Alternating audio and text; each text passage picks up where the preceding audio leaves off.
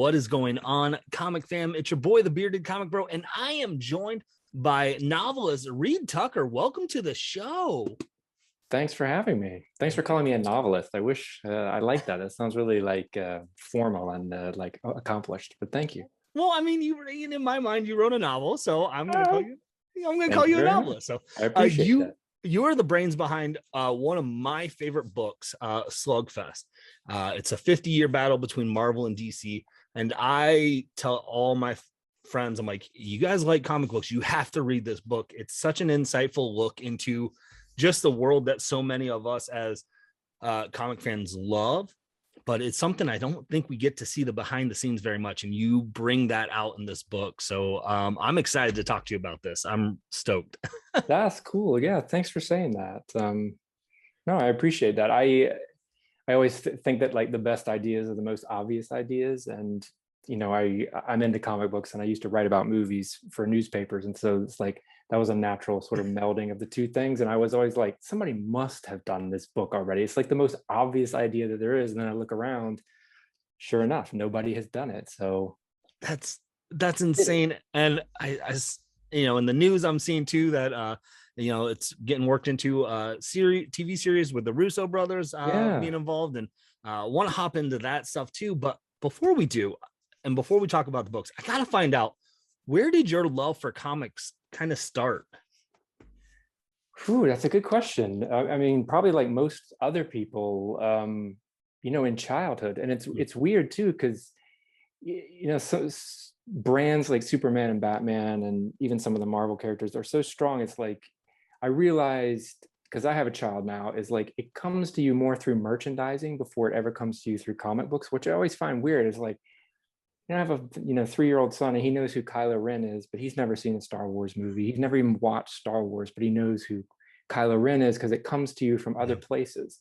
So I feel like that was kind of how I got into it. I grew up in the 70s and 80s, and the time of Underoos and the Super Friends cartoons. And I remember Honeycomb Cereal always had a partnership with DC where they'd have a free comic book inside. And so it was coming to you sort of from Mhm. that 360 degrees, even if you didn't read comic books. So Yeah. that's kind of how I got into superheroes. Just growing up, they were just kind of, you just kind of marinated in them a little bit. Yeah.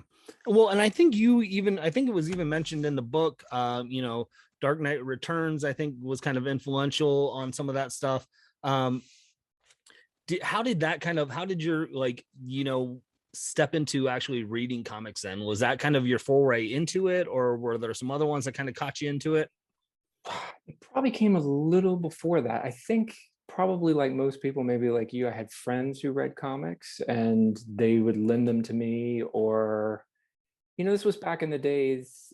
It's probably before a lot of people's time, but you would go to the drugstore or you would go Mhm. to the bookstore and they would have a spinner rack of comics. And so, they were always kind of in front of your face. So I would always pick them up and flip through them as a kid or just happen upon them. But I think probably a friend lent me some, probably around the time that Dark Knight came out. And so I was reading, every once in a while, some stuff off, you'd buy from the 7-Eleven, Yeah. just regular old DC monthly comics and some Marvel comics. And then I remember I was in a bookstore just browsing, and then they had The Dark Knight Returns at the counter, sort of in one of those stands.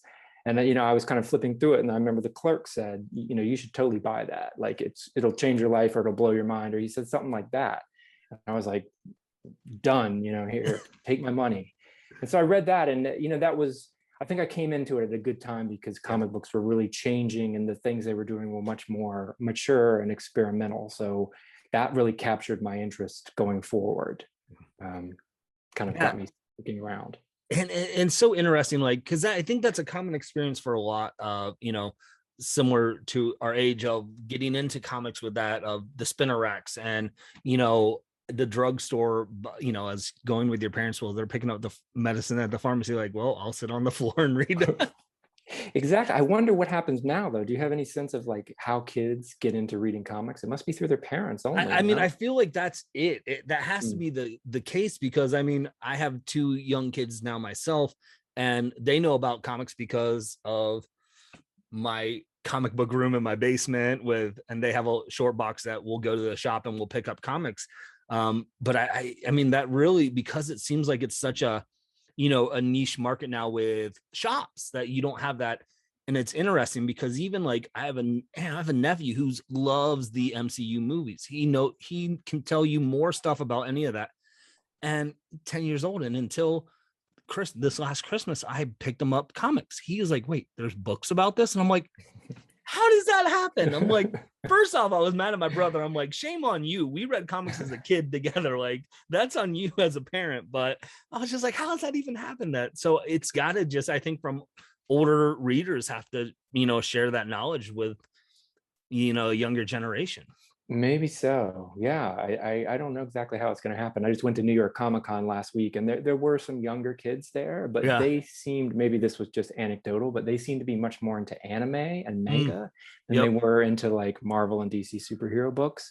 So I wasn't sure what was going on there or why that was, but that's just was kind of my own sort of observation. I don't know if it's based on anything, but Well, I mean, it makes sense though, because I know a lot of shops, of the specialty shops in Ohio here with the comic books and stuff are, they kind of are a two front. They're comics, but they're also the anime. They have anime sections. They also do a lot of the specialty card stuff of the Magic Gathering, stuff like that. All those Pokemon stuff still. So they're it's a branding outside of more than just one. And I think trying to hopefully find, what catches someone into a comic book and stuff like that. So yeah, who knows, man? it's Who interesting. knows? It'll be interesting to see what happens. Well, I gotta ask, if with this book, if someone's for some reason hasn't read this, any of my viewers or listeners, what's this book about, basically? I mean, it's basically about the rivalry between Marvel and DC going back to the beginning of both companies and how that rivalry changed their content and changed the way superhero stories are told. And sort of at the tail end, what comes in is movies. I only had one book, I couldn't cover the movies, but so it's mostly publishing. But there is a little bit about the movies. But I mean, you see similar storylines playing out in the rivalry between the two studios now with the films that has played out, people who read comics know, for the last 50, 60 years in publishing as well. So that's what it is. I interviewed a ton of people from the industry as well. I hope people like it. Oh, it's great. Well, what's interesting is you mentioned the movie aspect, because so much of this book, I feel like, takes place of publisher, between Marvel and DC going back and forth of one does this, so the other one does this, and the other one does this. And I mean, you can see that even now in the movie aspect of one does this, so we're going to do a movie like this. And one's like, it's fascinating. It's so true. I mean, I personally am always fascinated by giant multi-billion-dollar industries that really only have two companies in them. You think about cola like Coke and Pepsi, Microsoft and Apple, and I always love how they're competitors and they fight tooth and nail against each other, but there's this weird way that they also need each other. And if one of them went out of business, the other one would kind of die as well, and they need to steal talent and take ideas from one another. So there's this weird like symbiosis between the companies that I always find kind of fascinating. Yeah, that's always, you're right. Like, whether it's, a cola product or, even chips company, like there's so many pizza company, like there seems like there's always like these two heavy hitters that are always out there that they're like, other ones crack in and filter in, but they drive, I think, a lot of that, which is interesting. So what was that process then? Because this book is jam-packed with information. I've read it twice. I listen to the audiobook often in my car because I'm just gleaming. I want to know. I love to know how things behind the scene things get made. And so I love that process. And I'm always gleaming more information because it's jam-packed with information. So how did you go about like coming up with, this is where I'm gonna write this book? And how'd you come about writing it, like gathering and doing all the research and things like that? Yeah, it was a long process. Trying to remember how long it took. I mean, it took probably over a year and a half. I guess that's not that long for a book, but anyway, I had a deadline. I had a day job at the time. I mean, I have a day job now, but I just tried to put together a timeline of the things that I thought was most significant along the way that we want to talk about. Obviously, the beginnings of the company, then the birth of the Marvel Universe, getting into some of those early explorations of other media, the Hulk TV show, and when things like that are branching out, their collaborations in the 70s and in the early 80s, the Superman versus the Amazing Spider-Man. So I just tried to kind of hash out a timeline with some of those, and then talk to some of the people involved. And I'm sure one of the good things about the comic business is that it was pretty small for a really long time. And so you talk to somebody like Jerry Conway, or some of these people that have worked at both companies, and most people back then, Denny O'Neil, they work at both companies, and so they know a huge part of the story. Whereas now, if you're trying to do a story on the movies, unless you talk to the people at the very top, it's really hard to get that whole bird's eye view of what's going on. And so I came up with a list of the people who were involved in a lot of those decisions. Stan Lee and Roy Thomas and people like that, to talk to them a little bit about it and get their perspective on lots of different things, because they were around for so much. So that made the job a little bit easier.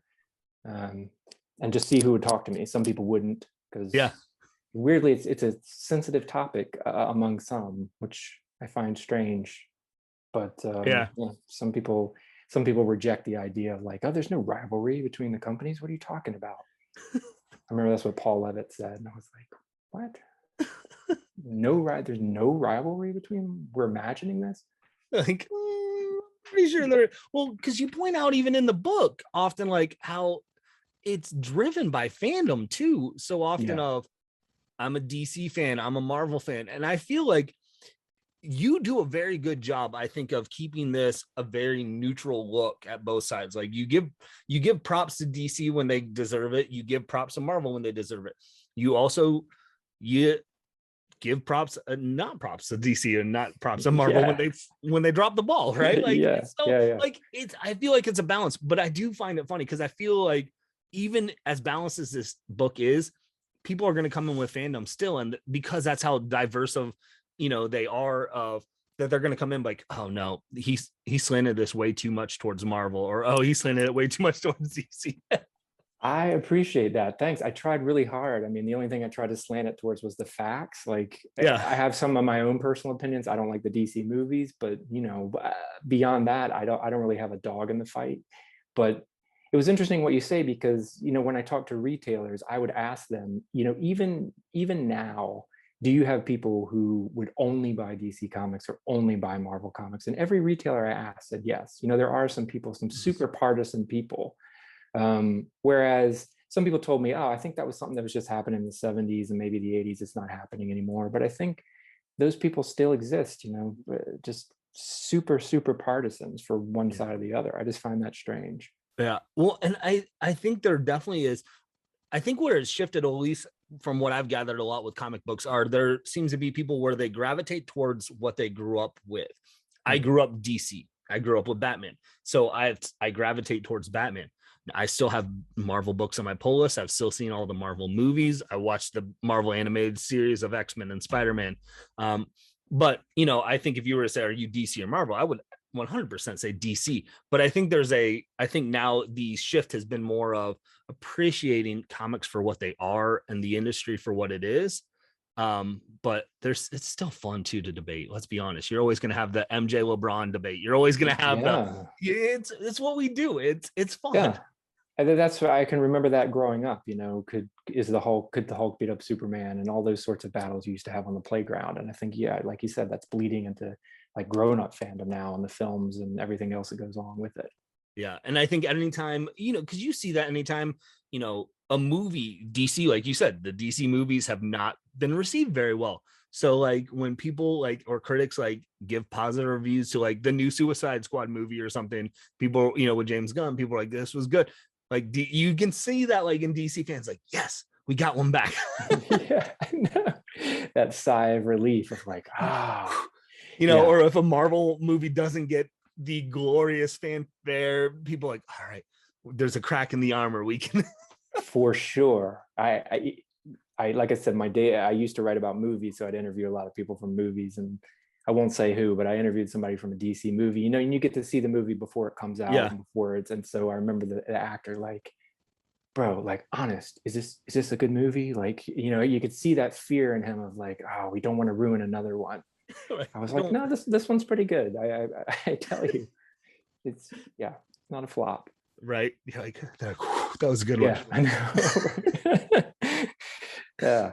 So you did a lot of research for this aspect of this book. What was one or two kind of like interesting things that you found out? Like you're like, that was really cool to find out or read about or learn about or hear about as you're doing interviews with the, from the Marvel DC sides. I think one of my favorite things was the reaction that DC had back in the 60s when Marvel started really coming up with its superhero universe. And, I lay this out in the book, but just, I don't think people understand back then, like how sort of blue chip DC was. Mhm. They were like the Disney of the comic book industry. They were sort of untouchable. They had all the characters, and Marvel was this like scrubby little company with one employee that published like men's magazines, and it was just trash. And so when Marvel started really, taking a bite out of DC and their market share with their new superheroes, DC didn't really know how to react. And so at first they were just ignoring them, but after a while they couldn't ignore them. And so the executives used to have these meetings. They were exactly what you'd imagine, a lot of these out of touch executives sitting in a conference room in Midtown Manhattan. And, they'd bring some of the staff in and they'd sit around this, giant oak conference room table and spread out the latest issues of Marvel on the conference room table. And they'd go around the table and be like, okay, everyone, why are these guys beating us? What is going on with these comic books? And the executives would kind of scratch their chin and look and go, well, I think they use a lot of red on the cover, so maybe that's why they're beating us. Or they had all these crazy sort of theories about why Marvel was beating us. So I love that image of like Goliath kind of getting caught flat-footed by David. Well, and I love what you mentioned the red, because what I also love about this book is how often it goes back and forth between, well, DC does this, so Marvel does this. So like you mentioned the red, I remember you said in the book then, like, so DC was like, we're gonna add more red to our comic covers, and Stan Lee's like, cool, we're gonna take out red. That is what Stan Lee told me, was he got wind of these meetings and he knew what DC was trying to do to catch up with them, and so he would just basically troll them. So he would put out a cover, they'd put all this text on their cover, and because that's what Marvel did, or one issue of Marvel did, and then the next month, Stan Lee would take out, all the text, and so he would just troll them back and forth. So obviously the thing that DC was never doing was reading the Marvel comics, and when they did, they didn't understand what they were doing differently and why it appealed to kind of more mature readers, people in college or older teens. Yeah, and it was always interesting. Then you talk about too in the book often of creators going from Marvel to DC or vice versa, and how there's a rivalry, but there also seemed like the rivalry almost was up on the top more, that the freelancers, the artists, the writers, they seem to hang out a lot and kind of share stuff and have those interactions a little bit more too. That's exactly right.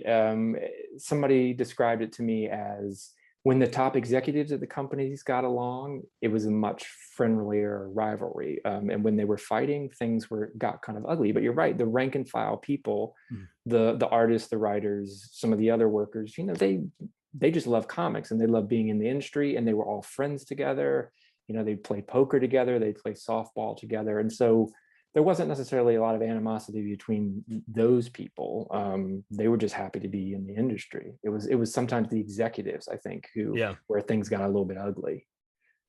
Yeah, that's it. It's just a fascinating read, and so I tell people, if you love comics, it's definitely a book you want to check out, because there's so much insight to just why I think you get to see why the shift of certain things happen. And you talk about the comic book explosion and ultimately the decline in the 90s after the boom.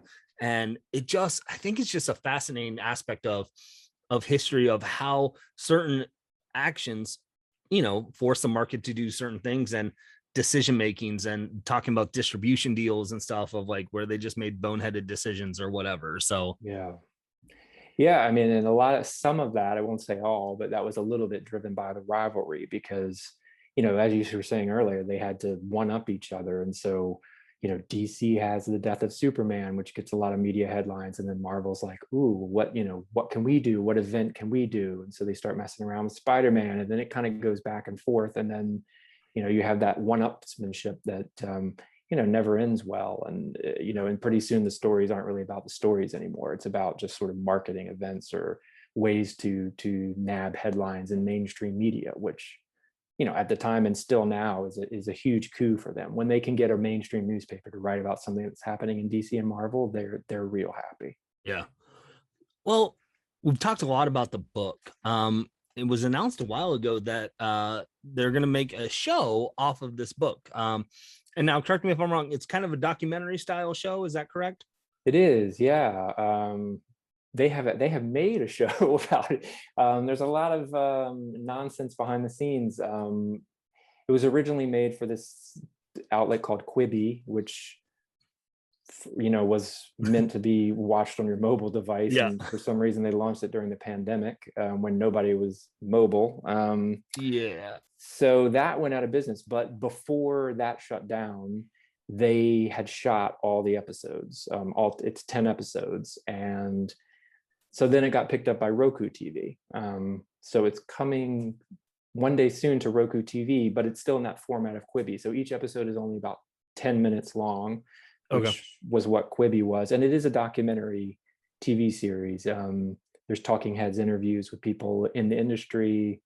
And each episode is about one sort of little self-contained story from within the industry. Sometimes about the rivalry, but sometimes not. So it's, I think comic fans will enjoy it. It clips along really well. It feels like a movie trailer because it's moving so quickly, but it still tells a meaty story. Yeah. Well, and because I know as the Russo brothers were involved with it. Also, I believe Kevin Smith was involved with doing narration and aspects of that. Because I feel like they showed a clip at a con. I think it was one of the online cons last year, if I'm not mistaken. They did, yeah. At New York Comic Con, they had it online. It was all online, I guess, last year. So they had the Russo brothers, Kevin Smith, Brandon Routh, that was another thing that a kind of a genius idea of the directors who did it, Don and Sheena. The Russo brothers produced it, but Don and Sheena are the directors. But they had a genius idea of they wanted to cast people who have been in comic book films as people from the comic book industry. So there's some surprises of who turns up as who. It's pretty good. Nice. So how much how much with you're allowed to say and stuff, like, involvement did you have with it, or was your book used as a source material? Because I know people are always interested when it's something like a comic book made into a TV show. How much does the original creator have involvement and things like that with it? Yeah, I have some. I guess my title is consulting producer on it. So I just help them out with what they needed. I'm in it. I shot some interviews for it. I helped them round up some talking heads and any input they needed, help them kind of guide the episodes. But I mean, I didn't have that much to do with it. It's really their baby. Yeah. The Russo brothers, their production company, and then the directors. So, if you like it, all credit to them. I didn't have that much to do with it, but I think what they did with it was really smart and good, and I really like it. That's good. Well, because you always, when you have something like SlugFest that you've created and it gets picked up, there always is does it hold up to what your vision of what you created with your book originally, and is that what you want with the show? And so it's exciting to hear that you are a proud fan of what they're doing with it. Yeah, for sure. And I mean, being honest, I have no vision as somebody who I could not do what they do. I could not make a film, I could not make a documentary, I could write the book, and that's sort of the end of my knowledge. So to see them turn it into something much bigger and greater than anything I could have myself conceived of is really cool. So yeah. I'm into it. Nice. So with that being said, is this kind of your kind of wrapped up doing what you want to do with writing or behind the scenes of comic book stuff? Are there other aspects that you want to dig into when you were processing this book of like, I'd love to do more research on this area or this?